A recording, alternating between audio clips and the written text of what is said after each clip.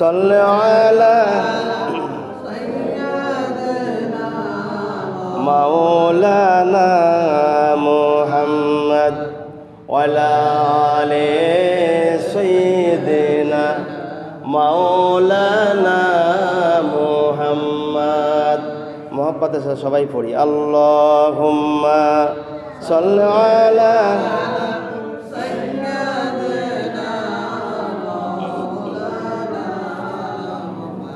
ওয়ালা আলি সাইয়্যিদিনা হাবিবানা মুহাম্মদ বালাগাল উলা বিকামালিহি কাশাফাত দুজা বিজামালিহি হাসানাতু জামিউ খাসালিহি সাল্লু আলাইহি ওয়া আলিহি। আলহামদুলিল্লাহ, আল্লাহ সুবহানাহু ওয়া তাআলার দরবারে শুকরিয়া আদায় করি, যিনি জুমাদিউস সানি মাসের প্রথম সপ্তাহের দিকে আল্লাহর ঘরে এসে কিছু কোরআনের কথা বলার জন্য, আমাদের শোনার জন্য তৌফিক এনায়েত করলেন। এই জন্যই মহান স্রষ্টার দরবারে শুকরিয়া আদায় করছি আলহামদুলিল্লাহ।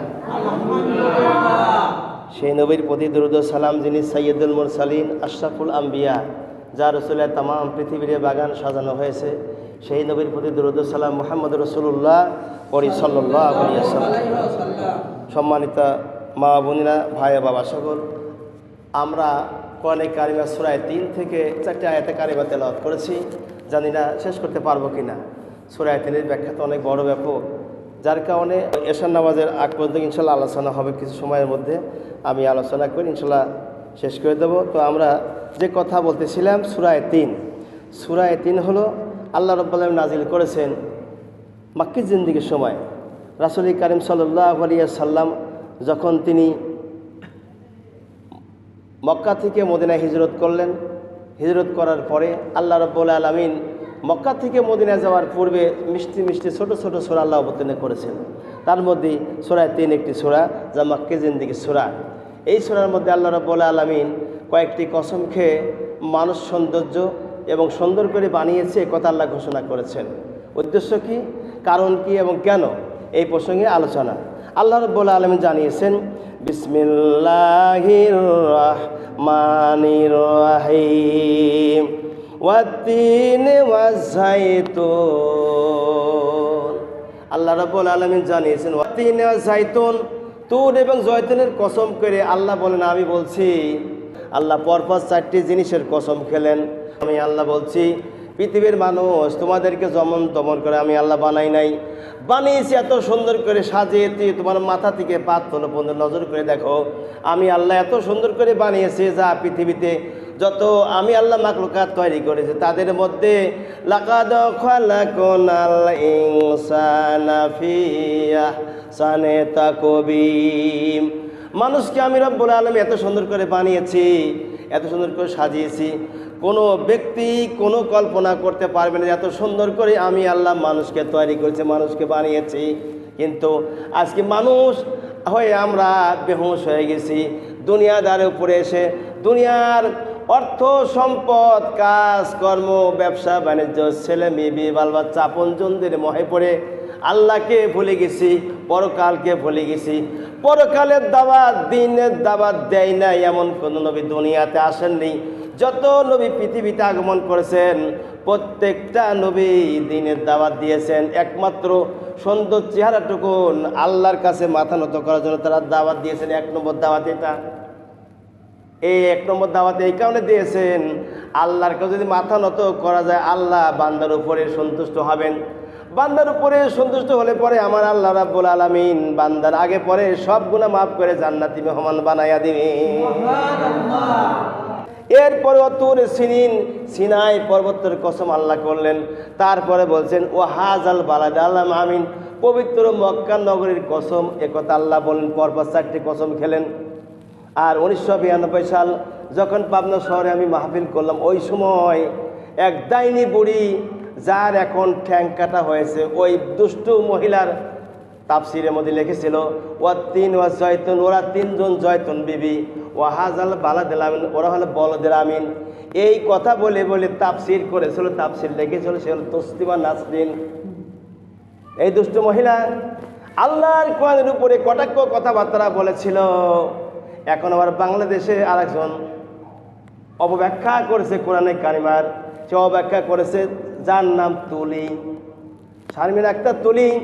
এই দুষ্টু মহিলা আবারও কোরআনে কারিমার অব্যাখ্যা করে আল্লাহ সম্পর্কে নয়টি কথাবার্তা বলেছে। আল্লাহ সম্পর্কে খারাপ ধারণা করে বলতেছে 4টি বিয়ে করতে হবে, দলিল দিল কে? নওয়াজবিল্লাহ। আল্লাহ সম্পর্কে কি বলছেন? 4টি পুরুষের বিয়ে করতে হবে, দলিল দিল কে?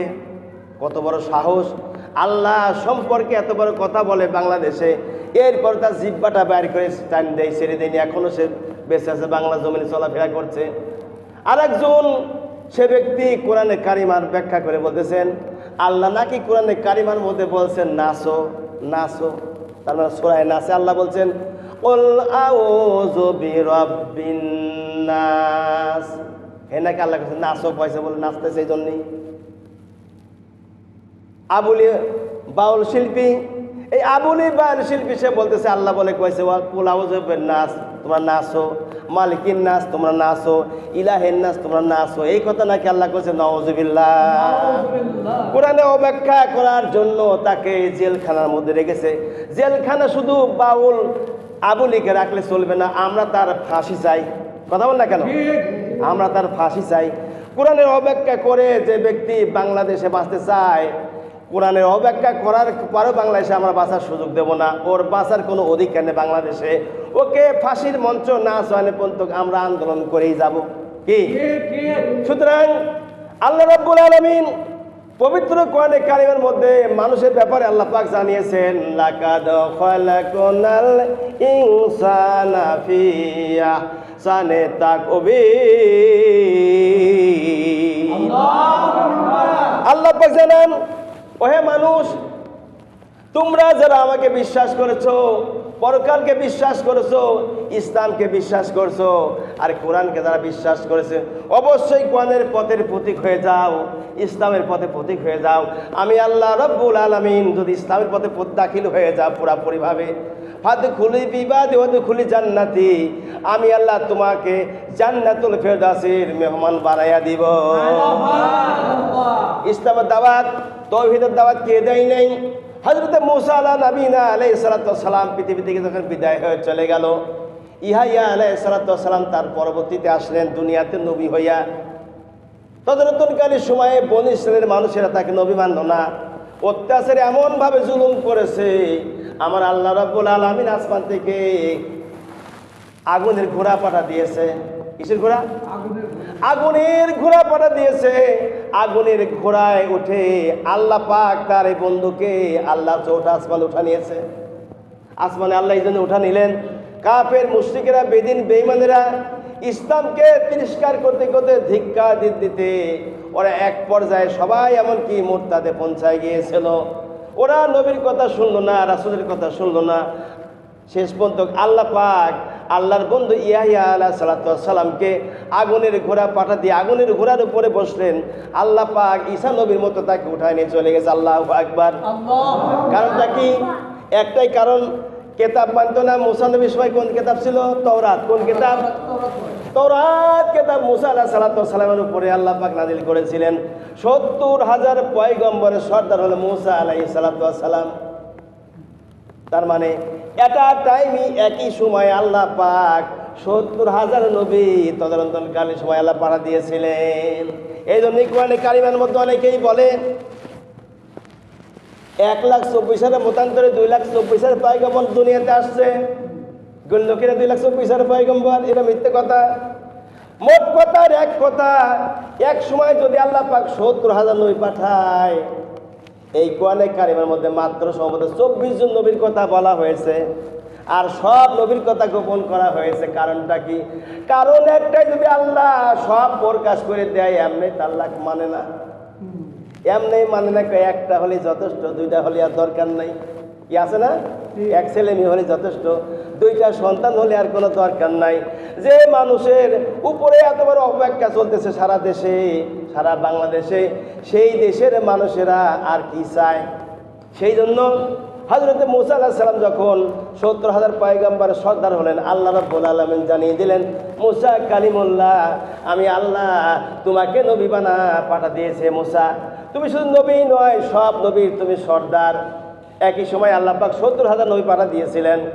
যদি আজকে ওই যুগ থাকতো আর আমার নবী যদি শেষ নবী না হতো, এই দুনিয়াতে আল্লাহ রাব্বুল আলামিন আখিরি জামানার পয়গম্বর শেষ না হলে মহল্লায় মহল্লায় গ্রামে গ্রামে নবী পাঠা দিত। আর নবী পাঠা দিলে পরে আমার মনে হয় নবীর নাক মুখ ফাটা দিতে পারে। মানুষ যে রাগের বাংলাদেশের মানুষ ইসলাম মানে আলেম ওলামাকে জেল জরিমানা করে, কি জেল জরিমানা করে, বন্দি করে রেখে দেয়। আমার আল্লাহ রাব্বুল আলামিন তাই বলেছেন, হে মুসা আমার দোস্ত, আপনি বিদায়ের পরে কত বছর পরে যে আমার নবী আসবেন, যা এই নবী হবেন আখিরি জামানার পয়গম্বর, শেষ নবী শেষ পয়গম্বর, যার পরে কোনো নবী আসল পৃথিবীতে আগমন করবেন না। মুসা আলাইহিস সালাম ওফাত দিবসের পরে হযরত ইহইয়া আলাইহিস সালাম তিনাকে যখন আল্লাহ পাক চৌঠা আসমানে উঠা নিলেন, অনেক দিন পরে আমার আল্লাহ কেতাবের মধ্যে লিখেছে, দীর্ঘদিন পরে কোন নবী না পাঠিয়ে একজন নবী পাঠাইছিল, যেই নবীর নাম হযরত হানজালা আলাইহিস সালাম। এই হানজালা আলাইহিস সালাম আর ইহইয়া আলাইহিস সালামের মাঝখানে অনেক ব্যবধান ছিল, যার কারণে ও তদন্তকারী সময়ে মুসা আলাইহিস সালামের পরে হযরত ইহইয়া আলাইহিস সালামের পরে আলেম ওলামা তাদের কথা বর্ণনা করেছে, কিন্তু বনী ইসরাইল লোক তারা মানি নাই। শেষ পর্যন্ত আমার রব্বুল আলামিন ৭০০ বছর যখন নবী পাঠা দেয়নি, ৭০০ বছরের মাঝখানে কোনো মানুষের মরণও হয় নাই। এখন আপনি বলুন, যদি এই রামেশ্বরপুরে যদি একটা মানুষ না মরে ৭০০ বছর, সবাই যদি বাইশ থাকে, মৃত্যুর কথা কি আপনারা ভাববেন? আর জীবনে মৃত্যুর কথা একেবারেই ভুলে যাবেন, মৃত্যুর কথা একেবারে সামল ভুলে যাবেন। মৃত্যু কাকে বলে তাও আপনারা চিনতে পারবেন না, মানুষ মারা যায় কেমনি তাও আপনারা জানতে পারবেন না। এই জন্য আল্লাহ রাব্বুল আলামিন ৭০০ বছর পরে হযরতে হানজালা আলাইহিস সালামকে দুনিয়ায় পাঠা দেয়। বনী ইসরায়েলের মানুষদেরকে ধরে ধরে বলছে, আমাকে নবী মানো, আমি আল্লাহর প্রেরিত রাসূল, আমার নাম হানজালা আলাইহিস সালাম। লোকেরা বলল, না নবী মানবো না। কিসের আবার আখেরাত? আল্লাহ কিসের? রব কিসের? আবার নবী কিসের আসবে দুনিয়াতে? মানুষ তো মৃত্যুই হয় না, মরবি কে? আমরা জীবন ধরে এরকম থাকবো, গায়ের চামড়া টনটনে থাকবে, মুখের চামড়া টনটনে থাকবে, আমরা বুড়া হব না, এই দাড়ি পাকবে না, মুছ পাকবে না, এরকমই থাকবে। হযরত হানজালা আলাইহিস সালাম তাদেরকে বোঝালো। শেষ পর্যন্ত হানজালা আলাইহিস সালাম শহরের মধ্যে গিয়ে মেন গেটে ব্যারিকেড দিল।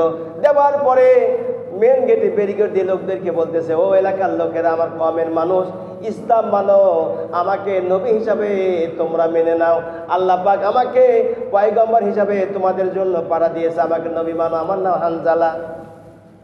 লোকেরা বলে, পাগলে কয় কি, খাইয়ার কাম পাইনি, আল্লাহ আবার নবী পাঠাচ্ছে তাকে? এটা কথা হলো একটা? লোকদের কথা কর্ণপাত না করিয়ে তিনি ইসলামের দাওয়াত দিচ্ছে, দ্বীনের দাওয়াত, তাওহীদের দাওয়াত, রিসালাতের দাওয়াত দিচ্ছে। কেউ তার কথা বিশ্বাস করলো না, বরং তার উপরে চটে ওঠে। আল্লাহ রাব্বুল আলামিন বললেন, হে আমার দোস্ত, ওরা যখন মানলই না, দেখেন আমি কি করি। সকালবেলার দাওয়াত দিল, দুপুর আসতে না আসতেই হাজার হাজার বনী ইসরাইলের মানুষেরা মৃত্যুর কোলে ঢলে পড়ল। তদন্তকালীন সময়ে বাচ্চা ছিল, ওই বাচ্চার নাম তাইফুর। মনে রাখবেন, নতুন একটা কথা আপনাদের শোনায় যায়, ওই বাচ্চার নাম তাইফুর। এই তাইফুর বাচ্চা যখন তার কাছে বিচার নিয়ে গেল লোকেরা, এই যে হানজালা আলাইহিস সালাম চিল্লা পাল্লা সারা এলাকায় করেছে, করার পরে আমাদেরকে বুঝাইছে, বুঝানোর কারণে বহু মানুষ তো মারা গেছেন, কি করা যায়? বাচ্চা তাইফুর বলতেছে, না, কখনোই মারা যেতে পারে না, কখনো লোকেরা মারা যায়নি, ওরা অজ্ঞান হয়ে গেছে, ওদেরকে জোরে জোরে করে ডাক দেয়, ওরা উঠে পড়বে। যার যারা কেউ সেই সে নাম ধরে ধরে ডাকা শুরু করলো, কেউ ডাকে সাড়া দিল না। বাচ্চা তাইফুরকে গিয়ে বলছে, বাচ্চা, আমাদের লোকগুলো তো জিন্দা হলো না, তারা তো ওই অবস্থায় আছে, তাদের জ্ঞান নাই, নিঃশ্বাস চলতেছে না, তাদের কোনো শব্দ পাওয়া যাচ্ছে না, তারা মারাই গেছে। বাচ্চা তাইফুর তার মারা গেছে, ওরা কিভাবে করে মৃত ব্যক্তিকে কবর দিতে হবে এটাও তারা ভুলে গিয়েছে। শেষ পর্যন্ত শিল সুগুনের মতো তারা রাস্তায় ফেলে রেখে দিয়েছিল, প্রচুর দুর্গন্ধ হয়ে যায়। হযরতে হানজালা আলাইহিস সালাম তাদেরকে বোঝালো এইভাবে করে মাটিতে এভাবে কবর দাও। ওরা কবর দিল, জানাজায় ছাড়াই সবগুলিকে শোয়াই দিল। হাজার হাজার বনী ইসরায়েলের মানুষ যখন মৃত্যুর কোলে ঢলে পড়ল, হযরতে হানজালা আলাইহিস সালাম তাদেরকে দ্বীনের দাওয়াত দেওয়া শুরু করলো। আবার রিসালাতের দাওয়াত দেয়, তাওহীদের দাওয়াত দেয়। লোকেরা বলছে তোমার কারণে আমাদের বহু লোকের প্রাণ চলে গেছে, আবার তুমি দাওয়াত নিয়ে আসছো। এই বলিয়ে তার উপরে পাল্টা আক্রমণ করতে চায়। না, পাল্টা আক্রমণ করে কোনো লাভ হবে না। আমার আল্লাহ রাব্বুল আলামিন নবীর সঙ্গে আছেন। আমার ভাইরা, হযরতে হানজালা আলাইহিস সালাম তাদেরকে দাওয়াত দেয়, তারা দাওয়াত মেনে নেয় না। এদিকে বাচ্চা তাইফুর কত শত বিল্ডিং করেছিল। এবার কান লাগায় শোনেন ভালো করে, এই আলোচনা সব বক্তাই করতে পারবে না, আমার কাছে শোনেন, গর্ব করে বলছি না। আমার যে মসজিদে আমি বর্তমানে আছি, 5 থেকে 600 কিতাব এক আলমারি গোটাটা ভর্তি রয়েছে। আমার এই আলমারির মধ্যে গোটাটা ভর্তি, আমি পরে কবে পড়বো জানি না। বাড়িতে এক আলমারি ভর্তি রয়েছে কেতাবাদি, এত কেতাব, পরে 5 লক্ষ টাকার কেতাব আমার রয়েছে। শুধু আলেম হই নাই, 5 লক্ষ টাকা কেতাব কিনে আলেম হয়েছি। বাচ্চা তাইফুর যখন দেখলো হাজার হাজার মানুষ মারা গেছে, তখন সে 12,000 বিশিষ্ট একটা বিল্ডিং তৈরি করলো। কত হাজার বিশিষ্ট? 12,000 রুম বিশিষ্ট, 12,000 কক্ষ বিশিষ্ট একটা বিল্ডিং তৈরি করলো। ওই বিল্ডিং এর মাঝে একটা রুম করলো। যে মাঝের রুমটা করেছে, ওই রুমটা ছিল শ্বেত পাথরের, মর্ম পাথর দিয়ে সাজানো, লোহা দিয়ে গড়া। ওই বিল্ডিং এর ওই রুমের মধ্যে বাচ্চা তাইফুর থাকবে। যেখানে যেখানে ছিদ্র ছিল সব ছিদ্র বন্ধ করে দিল। উদ্দেশ্য কি? মালিকুল মউত যেন বাচ্চা তাইফুরের রূহটা না নিতে পারে। ভালো করে কান লাগান। আল্লাহর নবী হযরতে হানজালা আলাইহিস সালাম তাদের কাছে দ্বীনের দাওয়াত পৌঁছাইতেছে, রিসালাতের দাওয়াত দেয়, তাওহীদের দাওয়াত দেয়, তারা মেনে নেয় না। শেষ পর্যন্ত বাচ্চা তাইফুর যখন 12,000 কক্ষ বিশিষ্ট বিল্ডিং তৈরি করে মাঝখানে সে আশ্রয় নিল, আর 12,000 কক্ষের প্রত্যেকটা দরজায় এক একজন করে পাহারাদার নিযুক্ত করেছিল। যেন বিল্ডিং এর মধ্যে ঢুকতে গেলে তো গেট দিয়ে ঢোকা লাগবে, আর গেট দিয়ে যাবার সময় যেন মালিকুল মউতকে বাচ্চা তাইফুরের লোকেরা তরোয়াল দিয়ে কোপা শেষ করে দেয়। নাউযুবিল্লাহ। এই কথা বলে বাচ্চা তাইফুর 12,000 গার্ড তৈরি করলো। গার্ডেরা 12,000 গার্ড তারা পাহারা দিচ্ছে, প্রত্যেকের হাতে একটা করে তরোয়াল দিয়ে দিয়েছে, যেন আজরাইল আলাইহিস সালাম যদি ঢোকে দিক দিয়ে তোমরা উপায়ে মারবে। একজনের না টের পাওয়া, একজন টের পাবা, এরকম করে অন্তত 6,000-এর একজন টের পাই যাবা, অতএব কুফা শেষ করে দিবে। আপনাদের কাছে প্রশ্ন, মালিকুল মউতকে মারা পৃথিবীর সব মানুষ এক হইলে কি মারতে পারবে? মারতে পারবে না। বাচ্চা তাইফুর 12,000 গার্ডকে 12,000 কক্ষের সামনে অস্ত্র শস্ত্র দিয়ে দাঁড়া করে রেখে দিল। এদিকে আল্লাহ রাব্বুল আলামিন মালিকুল মউতকে পাঠা দিয়েছে। একদিন আয়ু থাকতে আল্লাহ পাক আগের দিনকে বাচ্চা তাইফুরের কাছে আজরাইল সালাম চলে গেছে। মালিকুল মউত যখন যায়, বাচ্চা তাইফুর তার রুমের ভিতরে আরাম করতেছিল। অমন সময় আকাশ পাতাল একটা বড় ফেরেশতা দেখতে পায়। বাচ্চা তাইফুরের ছাদ ছিদ্র হইয়া আসমান থেকে জমিন পর্যন্ত আল্লাহর ফেরেশতা দুনিয়াতে এসে দণ্ডায়মান হয়। বাচ্চা তাইফুরের কলিজা শুকায় গেছে দেখি, ভয়ে কথা বাড়াচ্ছে না, মানে কথাই বেরোচ্ছে না। আপনি কে? এই কথাটা যে বলবে এই সুযোগ তার হচ্ছে না। বাচ্চা তাইফুর যখন সে কথা বলতে পারছে না, মালিকুল মউতকে শেষ পর্যন্ত বলছে, আপনি কে, কোত্থেকে আসছেন? মালিকুল মউত বলছে, আমি আল্লাহর ফেরেশতা, আমার নাম আজরাইল আলাইহিস সালাম। বাচ্চার আপনার কি দাঁড়াবে তাহলে? ও তো মনে করেন শেষ এখন। বাচ্চা তাইফুর বলে, হে আল্লাহর ফেরেশতা, আজকের দিনটা আমাকে সময় দাও, একটা দিন আমাকে সময় দাও, আমাকে কাল তুমি আমার রূহটা নিয়ে চলে যাও, যা ইচ্ছা তাই করো, কাল এসে আজকে নয়। মালিকুল মউত একদিন আগে গিয়েছে, আল্লাহ নির্দেশ করবে, একদিন আগে তার কাছে আসছে। বাচ্চা তাইফুর চিন্তা করেছে সইয়ের মতো সিদ্ধির একটা রাস্তা ছিল রুমের, ওর পক্ষের একটা রাস্তা ছিল সইয়ের মতো সিদ্ধিরি। ও মনে করে যে এই দিক দিয়ে মালিকুল মত ঢোকেছে না, ঢুকবে কি করে। বাচ্চা তাইফুর এই জন্য বলছে একদিন আমাকে সময় দাও, মানে ফুলটা বন্ধ করতে পারি, তাহলে রাখতে পারবে না। এবার বাচ্চা তাইফুরকে মালিকুল মত বলতে ঠিক আছে একদিন পরে আসবো। একদিন পরে আসার কারণে এদিকে যখন মালিকুল মত চলে যায় তখন সব গার্ডকে ডাক দিয়েছে। দেখে বাচ্চা তাইফুর কোটি কোটি টাকার মালিক ছিল, কতগুলি বিল্ডিং ছিল তদারক সময়ে বাচ্চা তাইফুরও বুঝতে পারে না। এত তার বিল্ডিং ছিল, সম্পদ ছিল, বাড়ি গাড়ি ছিল। 700 বছর কোনো মানুষ মারা যায়নি, তাহলে 700 বছর কত কামাই করেছিল বোঝেন তো। এখন 17 বছর যাবতে এই বাংলাদেশ শেষ করেছে কি ইশারা কি বোঝেন? 17 বছরে বাংলাদেশ শেষ করে লুটি নিয়ে চলে গেছে দাদা বাবুরা সবাই মিলে। আর বাচ্চা তাইফুর 700 বছর যাবত ধরে কত কি করেছে কোনো ঠিক নাই। বাচ্চা তাইফুর কত বিল্ডিং করে তার ঠিক নাই। এজন্য গার্ডদেরকে ডেকে বলছে, গার্ডেরা শোনো, আমার এই কক্ষের মধ্যে মালিকুল মত কি করে আসলে জবাব দাও। কই গেছে আমি দেখি না। দোকান না, টাকা দিই আমি, বেতন দিই আমি, খাবার দিই আমি, পোশাক দিই আমি, কোন দিকে মালিকুল মত গেল বেটা? এই বলে চাবুকের পর চাবুকের মার এক এক করে যখন 12,000 গার্ডকে পিটানি শুরু করেছে। আর সর্বশেষে বলে দিলে, শোনো, আগামীকাল মালিকুল মত আসার কথা আছে, কোনো দিক দিয়ে যেন মালিকুল মত ঢুকতে পায় নাই, রেডি থাকিও, অস্ত্র শস্ত্র নিয়ে সবাই রেডি রয়েছে, অস্ত্র শস্ত্র সুসজ্জিত অবস্থায় রেডি আছে। অমন সময় টাইম মতো মালিকুল মত 12,000 কক্ষ ভেদ করে বাচ্চা তাইফুরের কাছে হাজির হয়ে গেছে। বাচ্চা তাইফুর চুমকায় উঠেছে, আপনি আলেন কোন দিক দিয়ে? কোনো কথা নাই। ওর কলিজা ধরে টান দিয়েছে, সঙ্গে সঙ্গে জায়গায় শেষ। 12,000 গার্ড ছিল, 12,000 দারোয়ান ছিল। একই সময় একটা টাইমে 12,000 দারোয়ানকে সহকারে ওদের কেউ শেষ করেছে মালিকুল মত। প্রত্যেকের রূহপিণ্ড বের করে নিয়ে আসছে, সবাই খাঁচা নিয়ে পড়ে আছে। মালিকুল মত চলে গেল মওলার দরবারে। মওলা বলছেন, বাচ্চার অবস্থা কি? আল্লাহ একেবারে মাফিল্লা করে দিচ্ছে, একবারও আর নাই। আল্লাহ বলেন, আমার বন্ধু বলো দিনের দাওয়াত জন্য দেয়, এখন নির্বিঘ্নে দিনের দাওয়াত দিবে। হযরতে হানজালা আলাইহিস সালাম তিনি নবী মানুষ, আবার তাদের কাছে দাওয়াত পৌঁছাইতেছেন। লোকেরা বলল, আবার আপনি আসছেন, আপনার কারণে 12,000 গার্ড মারা গেছে।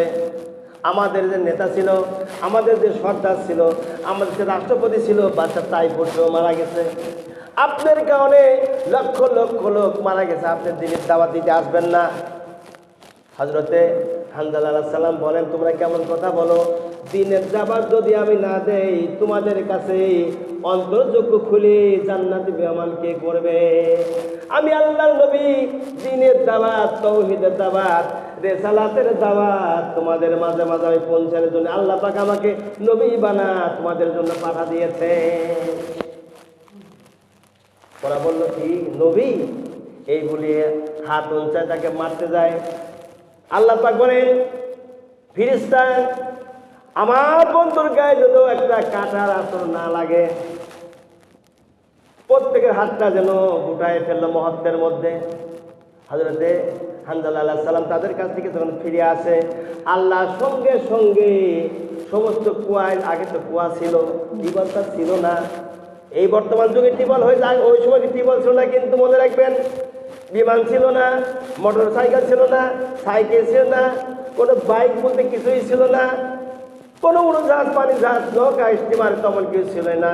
থাকলে নৌকা একটা এটা থাকেছে, কিন্তু নূহ আলাইহিস সালাম থেকে শুরু হয়নি ওটা, তার আগে ছিল না। আল্লাহর নবী হযরতে হানজালা আলাইহিস সালাম তাদের কাছ থেকে যখন চলে গেল, সঙ্গে সঙ্গে তাদের সমস্ত কুয়ার পানি শুকায় গেল, আগুনের ধোঁয়া ওটা শুরু হয়ে গেল। বনী ইসরাইলের মানুষের ওদের তাও হুঁশ পেল না, এত বড় গজব হচ্ছে আমাদের কারণে, এই লোকটার জন্য আমাদের হচ্ছে না, বরং আমাদের পাপের কারণে হচ্ছে, এটা তারা বুঝলো না। শেষ পর্যন্ত কুয়ার পানি যখন শুকাইয়া ধোঁয়া ওঠা শুরু হয়ে গেল, আগুন দাউ দাউ করে জ্বলা শুরু হয়ে গেল। আল্লাহ নবী তাদেরকে বলল, তোমরা শুনে রেখে দাও, সময় আছে এখনো, ফিরে আসো, তওবা করো, আমি নবী আমার হাতে হাত দিয়ে কালেমা পড়ে মুসলমান হয়ে যাও, ঈমান আনো, এক আল্লাহ ছাড়া কোনো ইলাহা নাই, কোনো মাবুদ নাই, আল্লাহর তোমরা বিশ্বাস করো। আল্লাহ তোমাদের বানিয়েছেন, লাকাদ খলাকনাল ইনসানা ফি আহসানি তাকওয়িম। আল্লাহ তোমাদেরকে বানিয়েছেন, আমাকে পাঠিয়েছেন দ্বীনের দাওয়াত দেওয়ার জন্য, তাওহীদের দাওয়াত দেওয়ার জন্য, রিসালাতের দাওয়াত দেওয়ার জন্য। আমার আল্লাহ তোমাদের জন্য আমাকে নবী বানা পাঠা দিয়েছেন। ওরা বলে না নবী মানতে রাজি নই আমরা, নবী আমরা মানবই না। শেষ পর্যন্ত আমার আল্লাহ রব্বুল আলামিন 36 ক্রোশ সাপ পাঠা দিলেন। 36 ক্রোশ সাপ মানে 576 মাইল লম্বা। আল্লাহু আকবার, 576 মাইল লম্বা একটা সাপ আল্লাহ পাঠা দিলেন।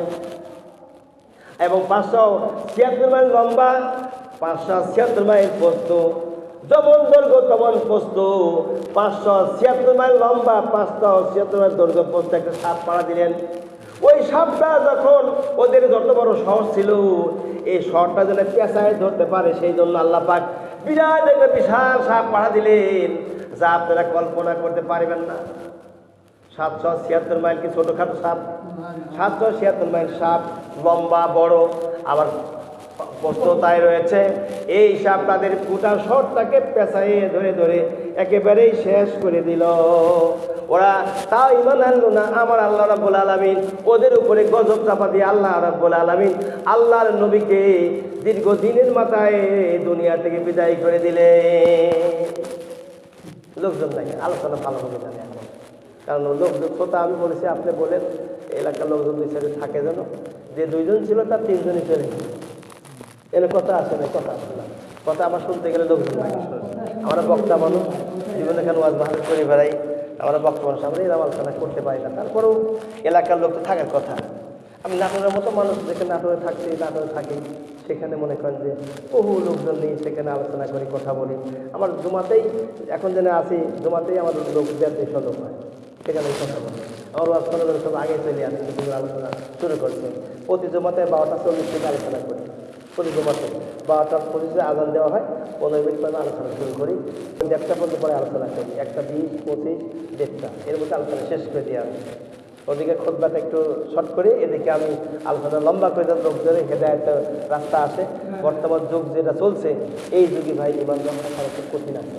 যাই কন তাই কন, যত বড় পিছাইবে হন না কেন, ঈমান রক্ষা করা খুব কঠিন রয়েছে। হাতের উপরে আগুন রাখা সহজ হবে, কিন্তু ঈমান রাখা সহজ না। সেই জন্যই এই যুগে দরকার হলে ওয়াজের, দরকার কিসের? ওয়াজের।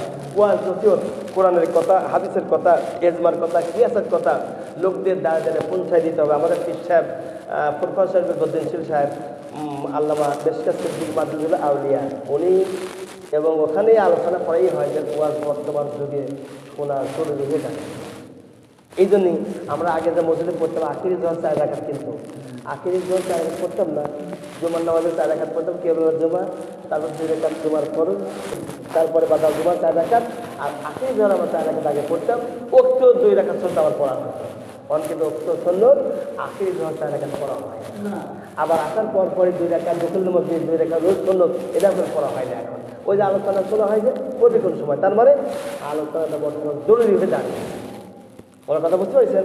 আর এই যে ওজুর সুন্নত, ওজু করার পর পরে আপনি যে কোনো জায়গায় যখন তখন পড়তে পারেন, কোনো সমস্যা নেই।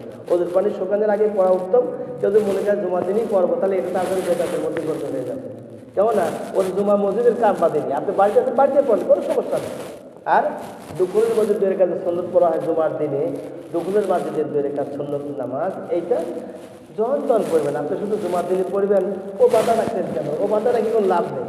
দুপুরের মধ্যে 2 রাকাত সুন্নত আপনি যখন তখন পড়তে পারবেন, 3টের সময় বাদে, সূর্য ডোবা, ঠিক দুপুর, ওঠা, এই 3 সময় বাদে যখন দেখবেন তখনই সময় পালি পড়ে, কোনো সমস্যা নেই।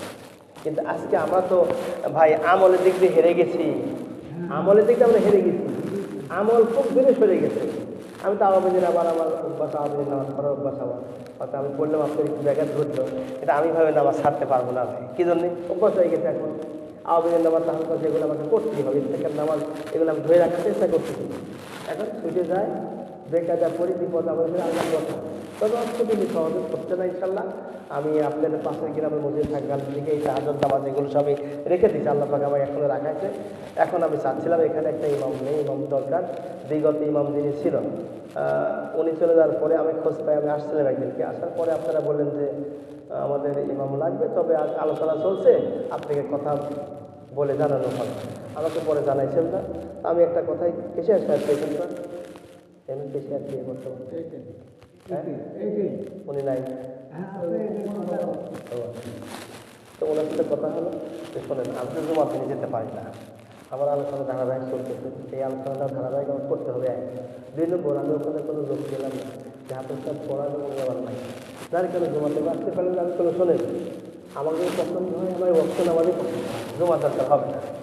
ওই কয় না ভাত দিলে বোঝা যাবে সব ভাত করছে কিনা, আমি আলোচনা করবো, আমার আলোচনা দিয়ে বলছেন যে উনি কি, তার বেশি কত দরকার নেই। আমি বিভিন্ন এখানে মাহফিল প্রোগ্রাম করে যাওয়ান, তখন তো একবারে যাতা না, আল্লাহ তো মোটামুটি চেষ্টা করছি না, মোটামুটি এখন জি এখন আমি দূরে দূরে থাকছি না, আমি দূরে যেতে চাচ্ছি না, চাচ্ছি যে পাবনা শহরের মধ্যে যদি আশেপাশে কোথাও হয় আমি হয়তো থেকে যাবো। এক কোনো কোনো জায়গার থেকে মানুষ আসে কেন, সেটা তার ব্যাপার নিশ্চয় আছে, নিশ্চয় আছে, সব কথা অনেক সময় বলা যায় না, ওটা বলতে। যাই হোক, তো এখন আপনাদের এখানে ইমাম নাই, আমি ভাইরাই বললাম দেখেন, দায়িত্বহীন ইমাম রাখলে দায়িত্বহীনই হয়, দায়িত্বশীল রাখতে হবে। এইখানে তাকে 24 ঘন্টা থাকতে হবে। এইখানে থাকার পরে উনি আবার প্রাইভেট পড়াবো, মাদ্রাসা পড়াবো, আমি স্কুলে চাকরি করবো, এইগুলো খাই লোক এমনি শিখছি না। এর দিক হলে গেছে একটা লোক এনে থাকতে পারা ছুটি খাটা সে যাবে না, কে করেছে সাপ্তাহিক একদিন ছুটি। আমি তো পাশের গ্রামে ছিলাম, আমি ছুটি কাটতাম, সত্যি তাই, আপনারা জানতে পারেন ছুটি কাটতাম না, আমাকে রাখার চেষ্টা বহু করে, আমি থাকলাম না একটা কারণ। এখন বলবো না একটা কারণ যদি থাকবে, যদি যখন ক্লোজ হয়ে যাবে, যদি আমি আসি, যদি আমরা নিজেকে রাখি, আমি বলবো, এখন বলবো না কেন থাকি না। আমার ওখানে কোনো রিপোর্ট নাই ইনশাল্লাহ, আজ পর্যন্ত আমার মতো বক্তরা পাইনি, আফসোস করছে, আমাকে চেষ্টা করতে হবে আসতে। যাই হোক, আপনি যদি মনে করেন আপনার কথাবার্তারা বলবেন, আমি ইনশাল্লাহ কথা বলবো বলেছি। আর এই পর্যন্ত আলোচনা মা বোনরা যারা শুনলেন, আলোচনা তো আসলে লোকজন আমার মা বোনরা তো আমরা ভাবছেন মনে হুজুর কত লোক নিয়ে আলোচনা করেছেন, না বেশি না, তো শ্রোতা বেশি না হলে মজা পাওয়া যায় না, আলোচনা করি বুঝলেন। তো আল্লাহ তৌফিক দিলে যদি রিজিক থাকে, কিসমতে থাকে, আসবো থাকবো, অনেক কিছু শিখতে পারবেন। আর আল্লাহ না রাখবেন আল্লাহ কথা। আমি কত দিই আমার বাড়িতে শোনেনপুর, আমাদের দুর্গেরামপুরে আমার দুই আপন দুই ভাই থাকে, ওই 7টার মোড়ে আছে না, 7টার মোড়ে আপন স্বাস্থ্য বলে আমার আব্বা দ্বিতীয় কাজ করেছিল 71 সালে। আমার আব্বা ছিল পাবনা জেলা বসিয়াছিল সভাপতি, আমার আব্বা বর্ম আমার দাও তুমি বড় নেতা ছিল। 71-এ মুক্তিযোদ্ধার সাথে মারামারি গণ্ডগোলে আব্বাকে এখানে ফাঁকে রাখা হয়েছিল, আব্বার পায়ে রাখা হয়। এখন ফাঁকে আর কয়দিন থাকবে, এদের আমার ছোটো মার আমার কোনো ভাই নেই, আব্বার সাথে ছোটো মাকে দিয়ে এখানে রেখে দেওয়া হয়েছিল। ওই পক্ষে আমার দুটো ভাই এখানে থাকে, তবে একটা আপনাদের বাড়ি কাছে, একটা বাড়িতে পুরাতন বাড়িতে আছে, 7টার মোড়ের বাড়ির সাথেই, চেনেন তো 7টার মোড়ে, ওনার বাড়ির সাথে দুর্গের আছে, ওখানে আসে। যাই হোক, মাঝে মাঝে হয়তো এখানে আসলে একটু দেখা সাক্ষাৎ মাঝে মাঝে হয়তো, এটা দূরে চলে গেছে। আবার এক বোনেরও বিয়ে আসা হয়েছে পাশেই এক গ্রামে, বলতো ওখানেও আমি যাতায়াত করতাম। আপনার বাড়িতে আমি নামটাম করতে চাই না, কারোর পরিচয় দিয়ে আগে দিলাম, আমি আর নিজের যোগ্যতায় যে কোনো জায়গায় থাকতে চাই, আমার যোগ্যতায় থাকতে চাই, কারোর যোগ্যতায় থাকতে চাই না। নাটোরে রয়েছি, আমি পাবনা থেকে নাটোরে ইমামতি করি 17-18 বছর। তাহলে মনে করেন সেখানে কিন্তু বাইরে যাই ইমামতি সেগুলো করতে পারবেন। তো যাই হোক, আপনারা দোয়া করবেন, আমার দোয়া করি। এই ফোন থেকে আলোচনা থাকলো, আমি খালি চলে যাই নাকি কত আমার আলোচনা তো শুনলেন, কত দিকে বসে গেছে, ঠান্ডা লাগছে, যেদিন ওয়াজ মাহফিল করছি তো একটা পত্র